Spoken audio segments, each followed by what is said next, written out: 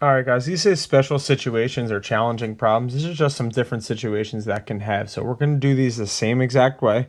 So for each question I put up here, pause the video and try it out on your own. Okay, you should be able to do it all the way out and then play the video and I'll go over the answer. So for the first one, I'm going to factor it. I factor it to 3x minus 2 times 3x minus 2. It's a difference of, or it's a perfect square trinomial. When you do the zero product property, you get 2/3 twice. Okay, so you don't need to graph it twice. It's the same point. It says greater than, so I put an open dot right here.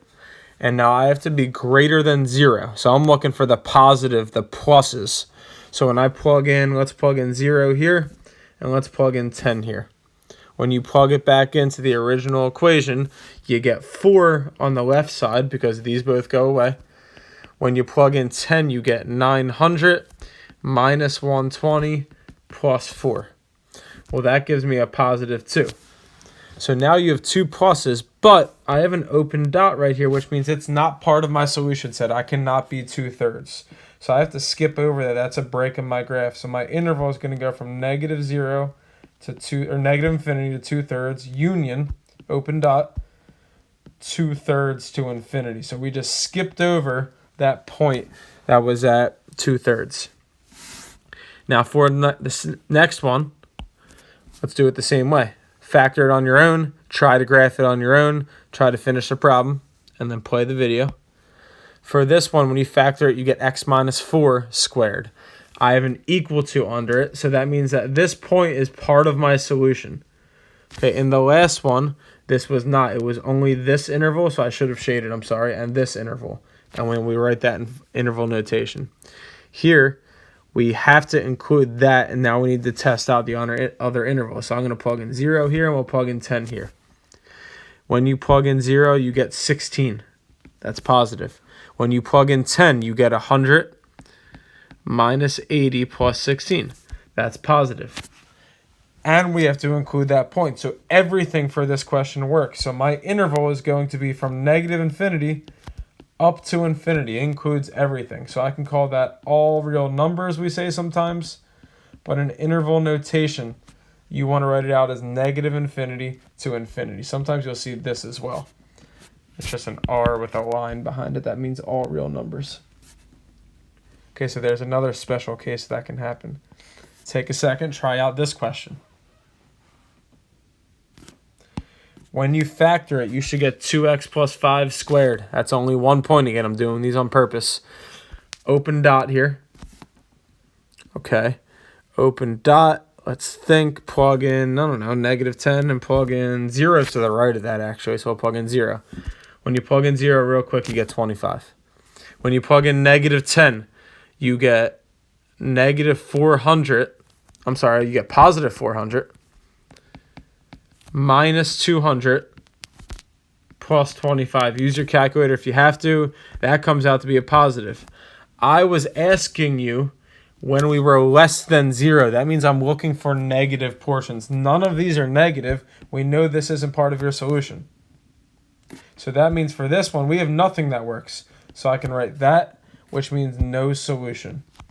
Okay, if you just write no solution out, I'm fine with that as well. Just be sure that you have nothing, you know that you have no answers that work for this. No matter what you plug in, nothing is ever going to make this inequality true. Nothing will ever make it less than 0. Try this next one out.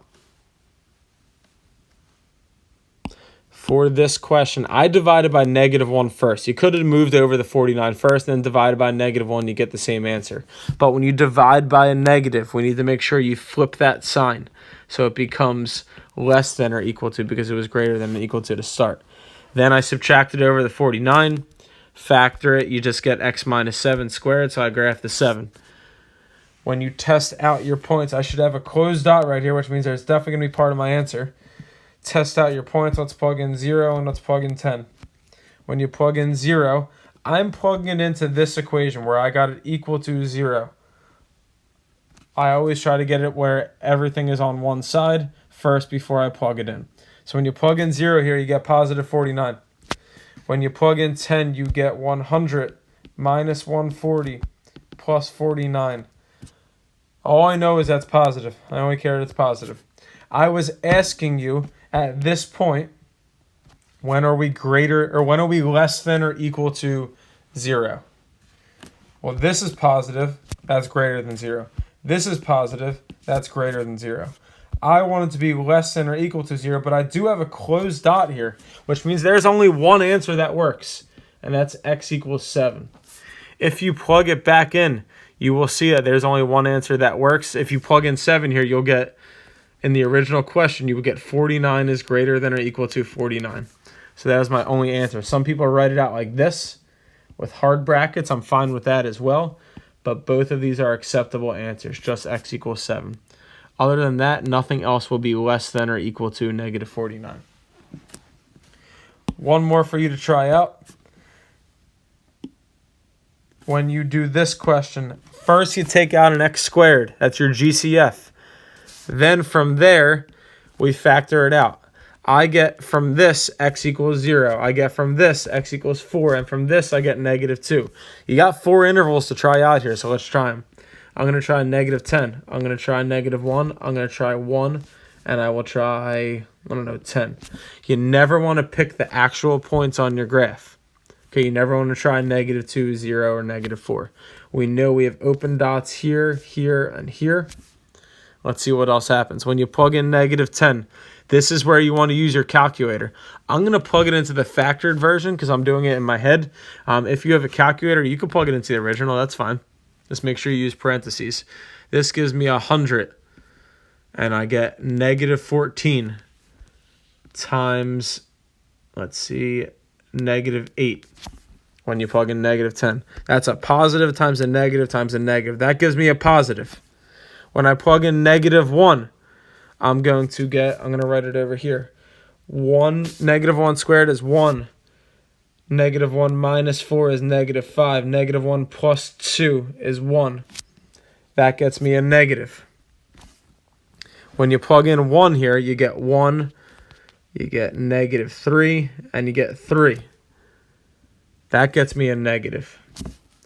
When you plug in 10, you get 100 times 96 times 102.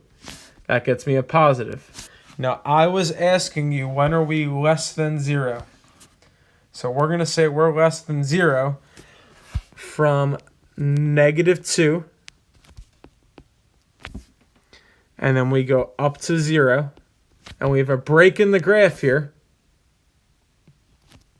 And then from 0 up to 4. And make sure you have parentheses there because I want it to be less than 0. At this point, you guys should be good to knock out that worksheet. There's a front and the back. The front's on modeling. The back is on inequalities. Thank you.